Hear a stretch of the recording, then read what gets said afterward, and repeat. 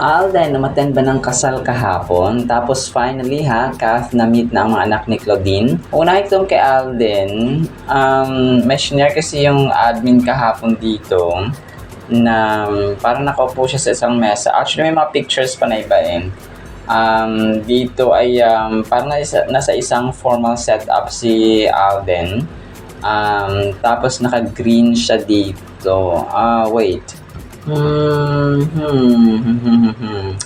Tapos isang picture lang kasi ang ano ko dito, nakuha mga kasambreros.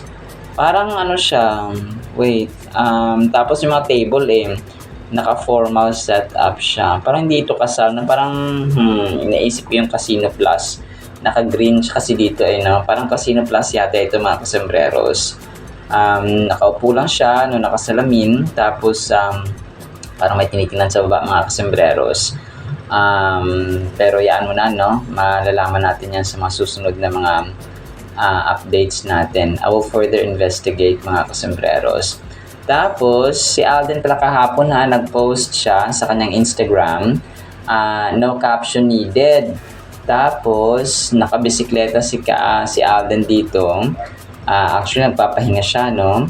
Tapos, yung kunago na dilaw yung kanyang gamit. Tapos, nakaupo siya dito.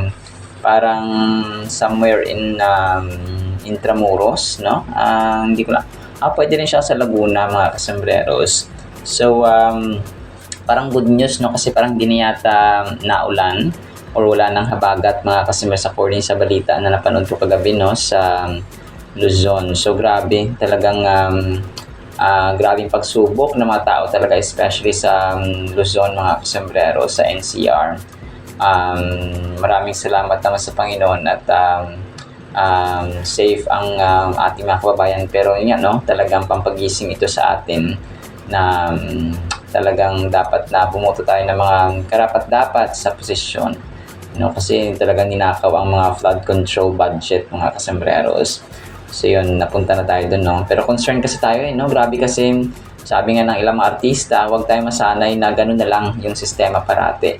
No? Or ng mga ibang mga tao na huwag tayo masanay na, porque babahain, masanay na lang tayo. So hindi po dapat ganoon kasi may solusyon naman dapat, no? And tayo, mga tao mismo, ay huwag tayo magtapon ng basura. So individually, individually dapat maging responsable tayo, mga kasembreros. So yun, no, naipasok ko lang, mga kasembreros. Tapos si Kath naman, marami siyang shinare sa kanyang Instagram. Shinare niya yung mga ganap niya sa O-Therapy Prime, mga kasembreros. So may isa dito na caption niya, a proud moment for the Ivy Clinic family as Bernardo Kath steps into an exciting new chapter as the newest phase of O-Therapy. So confirmed pala, no, yung Ivy Clinic pala ang nag-organize, mga kasembreros. Tapos i-introduce nila at pinakilala si Kath na bagong face or bagong mukha ng O-Therapy Prime. So sabi ko parang may kahapon pa lang nasa-sense ko na connected ng O-Therapy Prime sa Ivy Clinic kasi so hindi pala siya competitor kundi kasosyo pala nila sa negosyo or trabaho ito, yung O-Therapy, mga kasembreros, ng Ivy Clinic. So grabe yung grabe yung uplift ng Ivy Clinic din po kay Kath, mga kasembreros, na kung saan ay ginawa siyang bagong mukha ng O-Therapy Prime, mga kasembreros. So parang parang kaya pala minsan di ma-attend si Kath siguro din ng Ivy Clinic dito occasions na masyadong maraming artista kasi siguro parang siya yung pinaka-prime na face, no? Tapos siguro busy din siya. Tapos another post ni Kath ay itong with the face of O-Therapy PH and the Ivy Clinic Ambassador Bernardo Kath with Dr. Ivy and Dr. Teo. Dr. Z Teo. So tonight, no? Tapos andito na actually si Team Yap, mga kasembreros. So si Team Yap ay baka positive si Dr. Ziteo at saka si Team Yap. Pero yun, talagang talagang bongga yung papapakilala kay Kath as the newest face of All Therapy Prime. Tapos isa pang pinost niya dito, ang cute ng kanyang caption, bungisngis. Hashtag bungisngis, no? At Bernardo Kath. So ito naman yung time na parang papasok na si Kath. So parang parang kulit niya kasi mga kasamers, kasi akala mo seryoso talaga siya dun sa may pictorial, posing. Tapos akala mo talaga, ito yung sasabi natin na yes, no, superstar siya, na mataas na siya sa pinakamataas siya sa kanyang larangan or sa field, mga kasamers, bilang artista, no. The most in-demand female brand endorser, Asia's multimedia star, multi-awarded star, mga kasambreros, na box office cinema queen. Pero nakita mo talaga dito yung pagiging niya, pagiging simple at humble. Kasi isipin natin, syempre, di ba, pagka hindi mo makita na tumawa siya, parang grabe naman, yabang naman ito. So parang syempre, pag nasa camera siya, kung nasa harap ng camera, kailangan niyang pumosing, kailangan niyang umanggulo. Pero pag nasa likod na ng camera, kasi trabaho niya no? Tapos nasa likod na ng camera, ay tawa-tawa na. So, ang cute na. Siya mismo yung nag-post ito sa kanyang Instagram. Hashtag bungisngis, no? Tapos at Bernardo. So, di ba, akala mo talagang yabang-yabang. Pero sa likod niyan ay yung isang pusong mapagpakumbaba at napaka down to earth at simple, mga kasambreros ng box office cinema queen. Tapos isa pang pinost niya sa kanyang Instagram, itong parang teaser na unang ginawa ng All Therapy Prime, mga kasambreros, sa big screen na pinanood ng mga tao doon sa mismong venue. And Bernardo Kath is the newest face of All Therapy, the RV Clinic. So, yun. Ito yung pag-introduce sa kanya, no? Mga kasambreros, of course. So, alam natin yun. Tapos, yun. Piplay ko ito mamaya, ha? Itong mga, itong mga video na papakinggan natin. Tapos, nakakatuwa itong pinost, 19 hours ago, Christina Gutierrez. Ito talagang yung tumatak. Sobrang ganda ng chemistry nila, di ba? Sobrang bagay, beautiful and handsome. Daming reactions 245 in just 19 hours yung mga kasambreros, sina Kath and Alden. So Kath din nga ito, mga kasambreros, no? Kath Bernardo, Alden Richards, hashtag Kath, then hashtag Kath then forever. So 19 hours ago ito pinost ni Christina Gutierrez. So nakakatuwa, tapos picture dito ng Kath then, of course, no? Na kung saan ay magkadikit sila, mga kasambreros.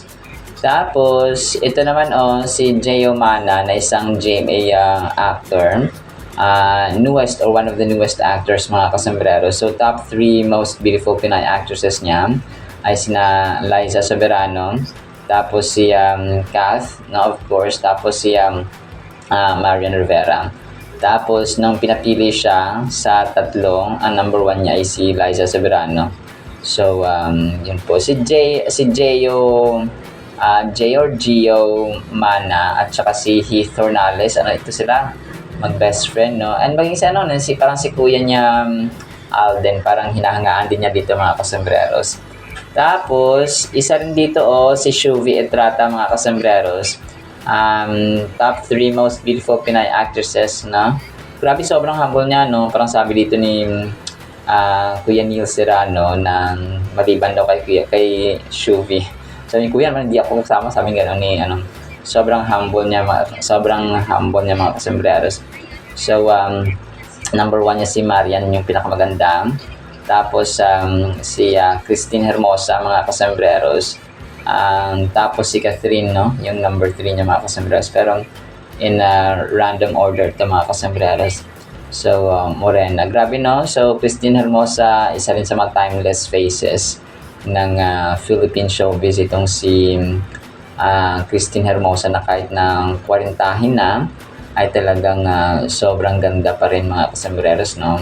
Tapos, yun, finally, na-meet na rin ni Kath yung mga anak ni Claudine Barreto. Kasi, noong nakaraan, di ba, yung mga anak ni si Miss Claudine Barreto mismo yung nagkwento na sobrang crush na crush siya at saka hinahangaan siya ng mga anak niya na si Kula at saka si Noah na mga kasambreros. So, yun, fine. Parang wala doon si, wala doon si Miss Claudine Barreto, yung, siguro yung kasambahay or assistant lang niya yung nandoon na sinamahan si Cheryl Cruz, no? Itong Cheryl, hindi siya Cheryl Cruz na yung artista, pero yung Cheryl na parang parang assistant niya siguro mga kasambreros or na kumuha ng video. So, yun. Parang wala doon si Miss Claudine Barreto, yung assistant niya, tapos yun. Parang may kwento-kwentuhan sila dito ng saglit lang mga kasambreros. So, grabe, no? Kahit na mga kapwa-artista ay nangaan din sila. Anak ng kapwa-artista ni Kath ay nangaan din siya mga kasambreros. Tapos, next item natin. May share kagabi ang isang fan sa kanyang TikTok mga kasambreros, no? So, ito yung time na pinagkakaguluhan si Kath sa likod. Pero ito yata yung time na nagkaroon siya ng event sa Fresh M, mga kasambreros. So, grabing sigawan ng mga tao, of course, no? Pero accommodating pa rin si phenomenal box office cinema queen mga kasambreros. So, ano lang to, parang throwback or parang late post mga kasambreros na something like that yung ginawa ng isang fan dito kagabi. Tapos yung yung mismong All Therapy Philippines na Facebook page pala, nag-post ng teaser nila kagabi mga kasambreros, or nung nakarang araw, no, bago yung main event nila mga kasambreros sa Soler. 6 hours ago, a new face, a new era of confidence, introducing the newest ambassador of All Therapy Prime, Miss Catherine Bernardo. 273 reactions 6 hours ago. So nagulat ako dito kasi yung All Therapy Prime, parang meron siyang 95,000 followers sa Facebook. Tapos yun, of course, no, nung pinost na yung tawag dito, yung pinost na yung kay Kath, ay sobrang dami ng likes mga kasambreros and reactions. So sobrang nakakatuwa lang. Tapos pinost ni Dempol Duazo, Dempol with the E mga kasambreros. Naganda naman ni Boss Didi. Daming reactions sa 22 hours ago, 965 reactions na siya mga kasambreros. So, Tatak Supremo, DJP Angels, no? Tapos yung picture nga ni Kath dun sa All Therapy Prime niya na event, mga kasambreros. Tapos ito, nakaka-amaze kasi parang ibang lahi yung nagpo-post dito sa Kathniel Forever Update. No, Neng CC Agatha. Tapos sabi niya, Kantik niya Gakhabis. Ano siya, parang Vietnamese or something like that mga kasambreros. Tapos 2,000 reactions, so in just 21 hours. Tapos yung picture nga ni Kath dito na yung may flowers siya, na binigyan ng mga kasambreros ng flowers dun sa All Therapy Prime. So sabi ko ibang lahi. Tapos yung nagpo-post ibang lahi. Pero yung pinapost niya ay si Kath mga kasambreros, no? Tapos of course alam natin na ibang lahi sila, pero alam mo yun, hangang-hanga sila kay phenomenal box office cinema queen mga kasambreros. So nakakatuwa lang siya, no, na malaman na parang gano'n. Wow, sabi ko pa ibang lahi sila pero hanga sila kay Kath. Tapos yun, ito na pala yung parang picture na pinost na isang admin na si Catherine Bernardo and Lee Min Ho for All Therapy Prime mga kasambreros. So medyo na late lang yung picture, pero yan po siya, no.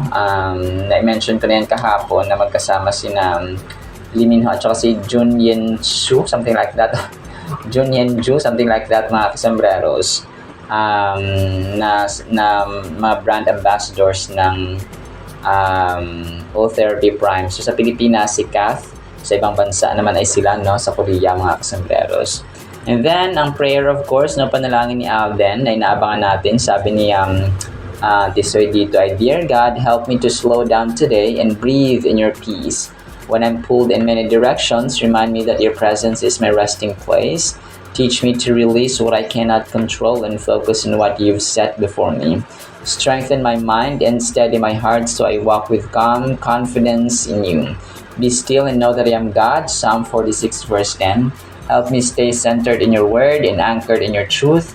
When stress rises, draw me back to your peace, guide my decisions, and shape my responses so they reflect trust in you. Let your presence lead me through every moment today. In Jesus' name, amen. So, amen and amen pops out then.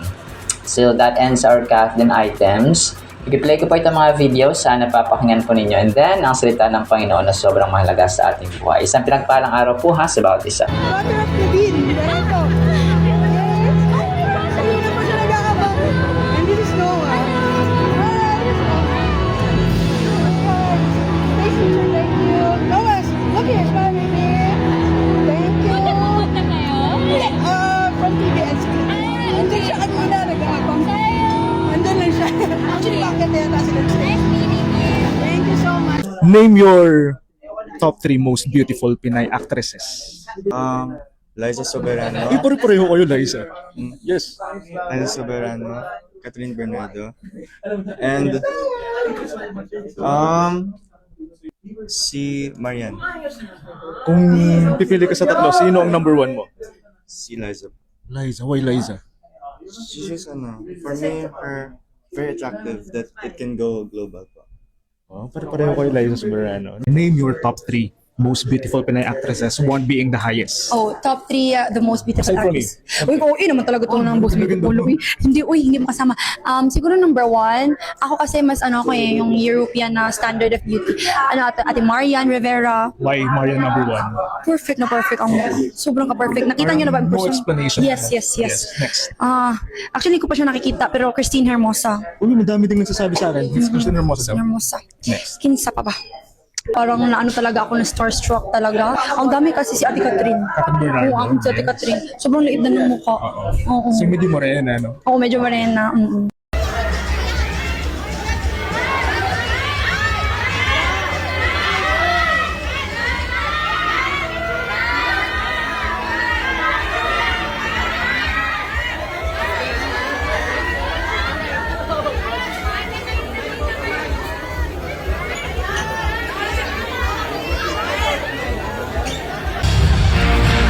Lights.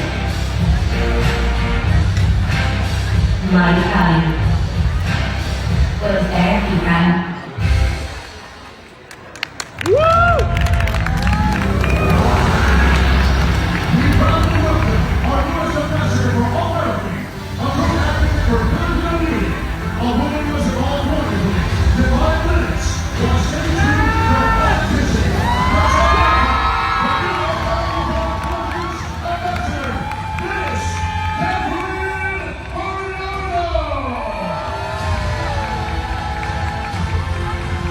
Napakaganda po nating Word of God mga kasambreros. Makaka-relate po tayong lahat dito. Sana patapusin natin. Ang verse natin ay Psalms chapter 23 verse 6. Ang title po ay Sigurado Tayo Rito. No? Ang ganda. For sure, sabi sa Psalms 23 verse 6, For sure you, God, will give me goodness and loving kindness all the days of my life. Then I will live with you in your house forever. So napakaganda, no? So sabi dito, for sure. No, sa mundo ngayon talagang masabi mong sigurado ba ako, no? Sure ba ito? Sure win ba ito? Certain ba ito? Veracious ba ito, no? Puno ba ito ng certainty or baka perhaps, baka maybe ang ating may mga times kasi na kailangan sigurado yung resulta, no? You're always wanting for a surefire, a sure win na results mga customers, especially kapag ikaw ay nagpaplano. No, kapag nag-aaral ka, nagsimula mo mag-aaral, makapagtapos ba ako ng trabaho, kung ako ba magplano ng ganito, magiging successful ba, no? So may mga ganong mindset tayo bilang tao, no? Especially kapag gagastos tayo ng kapital, no, or investment for example. So kailangan sigurado, no, kunwari pag talagang may trabaho ka, may task ka sa opisina or sa bahay man lang, no, kahit saan, we always want to have a surefire na resulta, mga kasumberos, na beneficial at saka tama, no? Parang tama ba tong gagawin ko, no? Sigurado ba ako dito?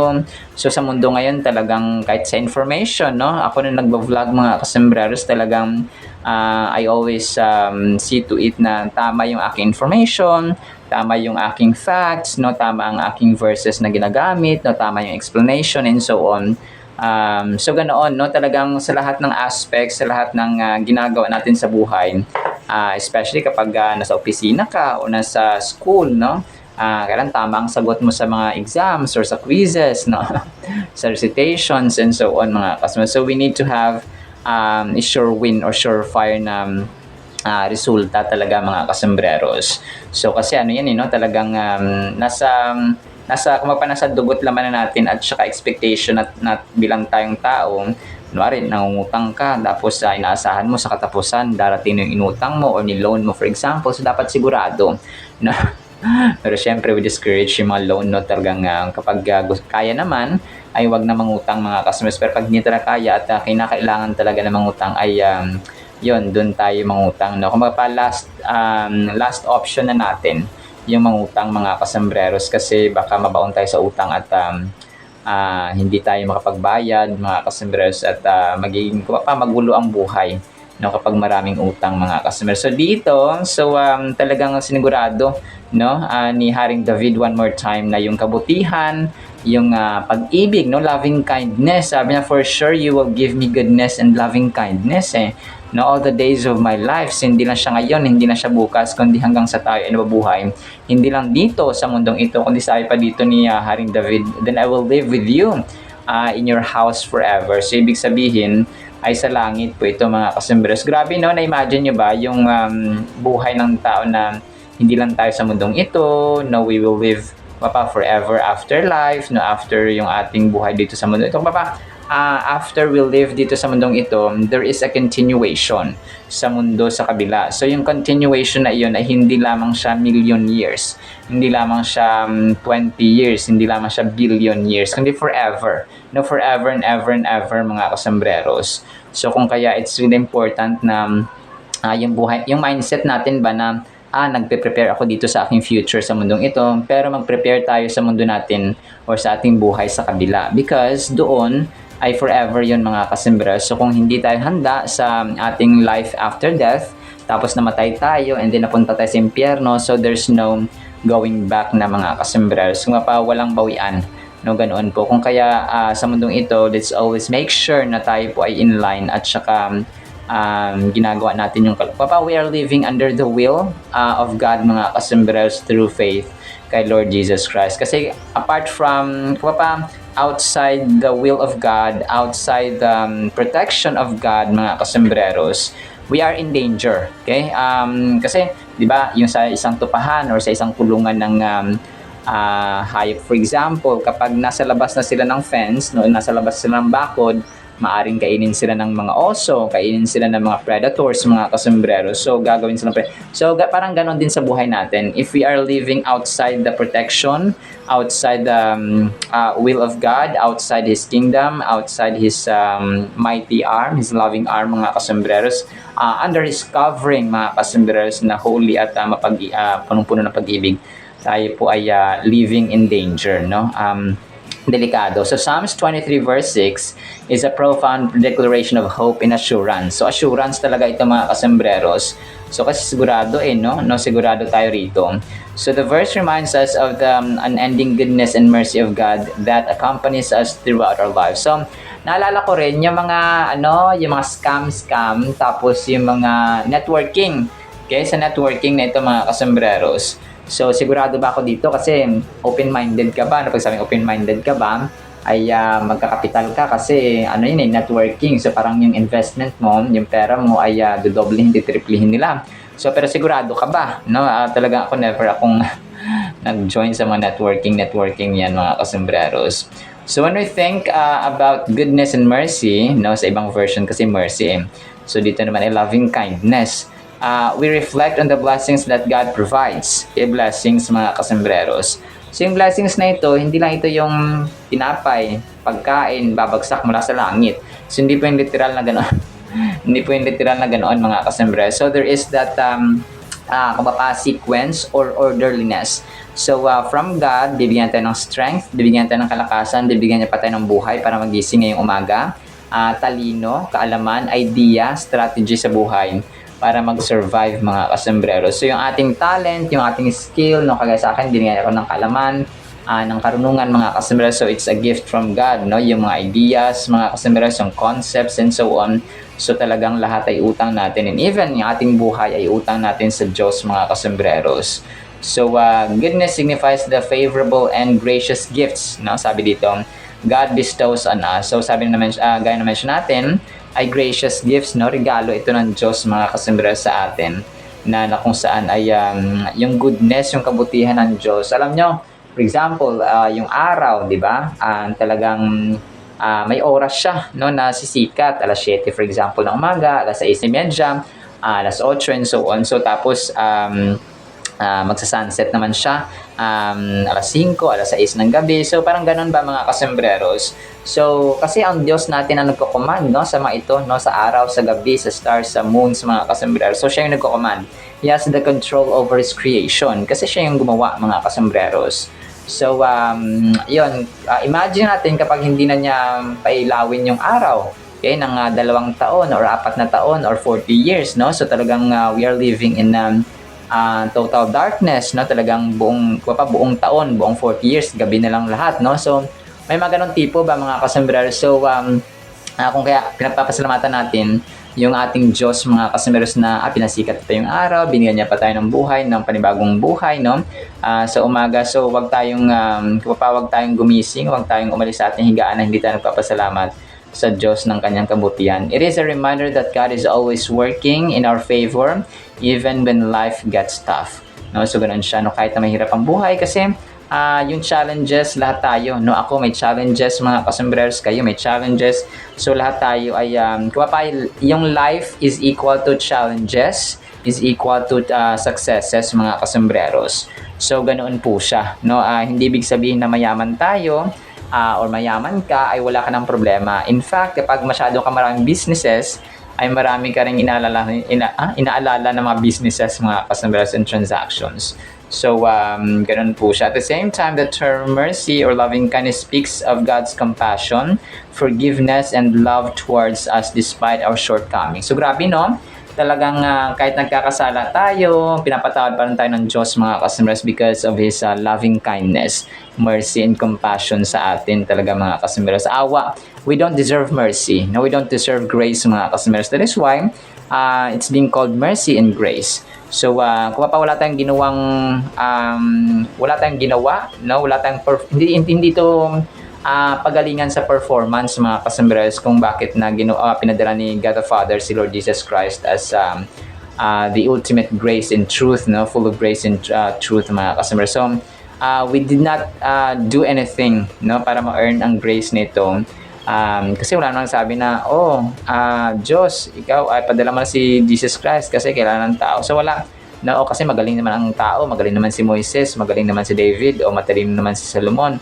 So matapang naman si Gideon. So walang tao na naging reason, mga kasembre. Walang tao kundi walang kalakasan or performance ng tao sa Biblia and even up to the present age na naging reason kung bakit niya pinadala si Lord Jesus Christ. It is all in all sa kanyang will at pag-ibig, mga kasembre. So ganoon lang talaga siya, no, mga kasembre. So we all make mistakes and fall short of what God desires for us.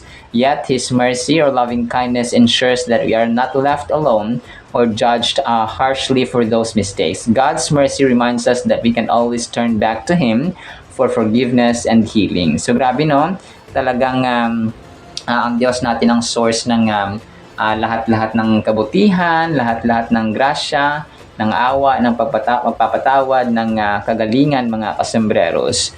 So let us hold tightly to the promises in this verse as we navigate our own paths, understanding that God's goodness follows us every step of the way. So yung goodness, ang nakaka-amaze talaga dito, yung sinusundan, no?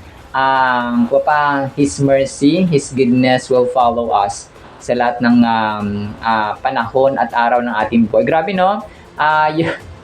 Sa iba naman, yung naghahabol ay yung utang. No, dito po ang naghahabol ay ang kabutihan at ang pag-ibig ng Diyos, mga kasimbrers. So grabe, no, talagang nakaka-amaze ang pag-ibig at ang loving kindness ng Diyos sa ating buhay. That is why kung may mga bagay na hindi tayo sigurado, so ito, no, sabi dito ay sigurado tayo rito sa pag-ibig, sa awa, sa loving kindness, no, sa kabutihan ng Diyos, mga kasembreros, hindi lamang noon, hindi lamang ngayon, kundi magpakailan, hanggang walang katapusan, mga kasembreros. Endless, infinite ang kabutihan at awa ng Diyos sa atin. Alright, so tayo lang inaantay, mga kasembreros, na lumapit at magpakumbaba sa kanyang harapan.